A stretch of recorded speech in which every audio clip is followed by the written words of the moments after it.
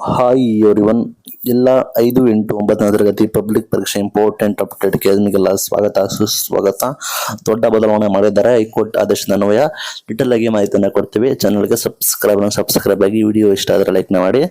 ಮೌಲ್ಯಾಂಕನ ಪರೀಕ್ಷೆ ನಡೆಸುವ ಸಂಬಂಧ ಹೈಕೋರ್ಟ್ ವಿಭಾಗೀಯ ಪೀಠದಿಂದ ಪ್ರಕರಣಗೊಂಡ ತೀರ್ಪು ಗೌರವಿಸುತ್ತವೆ. ಆದರೆ ಇದು ರಾಜ್ಯಾದ್ಯಂತ ಲಕ್ಷಾಂತರ ವಿದ್ಯಾರ್ಥಿಗಳ ಹಿತಾಸಕ್ತಿ ಕಾಪಾಡುವಲ್ಲಿ ವಿಫಲವಾಗಿದೆ. ಪರೀಕ್ಷಾ ನಡೆಸಿದಲ್ಲಿ ನಿಶಾ ನೀತಿಯನ್ನು ಉಲ್ಲಂಘನೆ ಮಾಡಿದಂತಾಗುತ್ತದೆ. ಆದೇಶದ ಬಗ್ಗೆ ಸುಪ್ರೀಂ ಕೋರ್ಟ್ನಲ್ಲಿ ಮತ್ತೆ ಮೇಲ್ಮನವಿ ಸಲ್ಲಿಸಲು ನಿರ್ಧಾರ ಮಾಡ್ತೀವಿ ಅಂತ ಹೇಳಿ ಮತ್ತೊಮ್ಮೆ ರೂಪ ಸಂಘಟನೆ ಹೇಳಿದ್ರೆ ಮತ್ತೆ ಸುಪ್ರೀಂ ಕೋರ್ಟ್ ಬಗ್ಗೆ ಹೋಗ್ತೀವಿ ಅಂತ.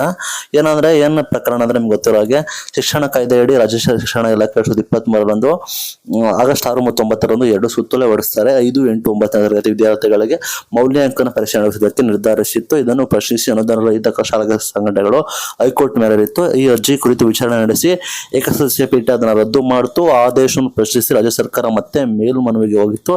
ಬಳಿಕ ಮೇಲ್ಮನವಿ ವಿಚಾರಣೆ ನಡೆಸಿದ ದ್ವಿಸದಸ್ಯ ಪೀಠವು ಏಕಸದಸ್ಯ ಪೀಠದ ಆದೇಶಕ್ಕೆ ತಡೆ ನೀಡಿತ್ತು. ಇದಕ್ಕೆ ಸುಪ್ರೀಂ ಕೋರ್ಟ್ನಲ್ಲಿ ಅರ್ಜಿದಾರರು ವಿಶೇಷ ಮೇಲ್ಮನವಿ ಕೂಡ ಸಲ್ಲಿಸಿದ್ದರು.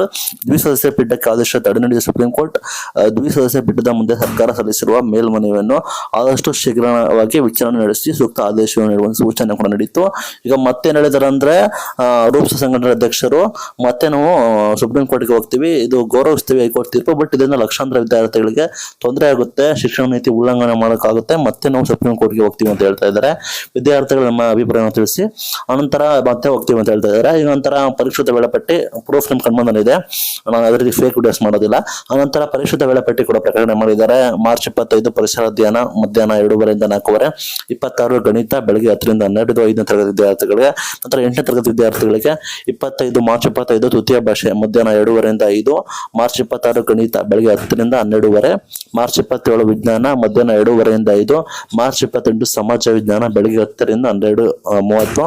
ನಂತರ 9ನೇ ತರಗತಿ ವಿದ್ಯಾರ್ಥಿಗಳಿಗೆ ಮಾರ್ಚ್ 25 ತೃತೀಯ ಭಾಷೆ ಮಧ್ಯಾಹ್ನ 2 ರಿಂದ 5, NSQ ಬಂದ್ಬಿಟ್ಟು ಮಧ್ಯಾಹ್ನ 2 ರಿಂದ 4:15, ಮಾರ್ಚ್ 26 ಗಣಿತ ಬೆಳಿಗ್ಗೆ 10 ರಿಂದ 1:15, ಮಾರ್ಚ್ 27 ವಿಜ್ಞಾನ ಮಧ್ಯಾಹ್ನ 2 ರಿಂದ 5:15, ಮಾರ್ಚ್ 28 ಸಮಾಜ ವಿಜ್ಞಾನ ಬೆಳಿಗ್ಗೆ 10 ರಿಂದ 15. ಮತ್ತೆ ಸುಪ್ರೀಂ ಕೋರ್ಟ್ ಮೊದಲು ಹೋಗ್ತೀನಿ ಅಂತ ಹೇಳ್ತಾ ಇದ್ದಾರೆ ಅಧ್ಯಕ್ಷರು. ನಿಮ್ಮ ಅಭಿಪ್ರಾಯ ನೋಡಿ ಕಮೆಂಟ್ ಮಾಡಿ ತಿಳಿಸಿ. ಇದು ಇವತ್ತಿನ ವಿಡಿಯೋ. Thank you.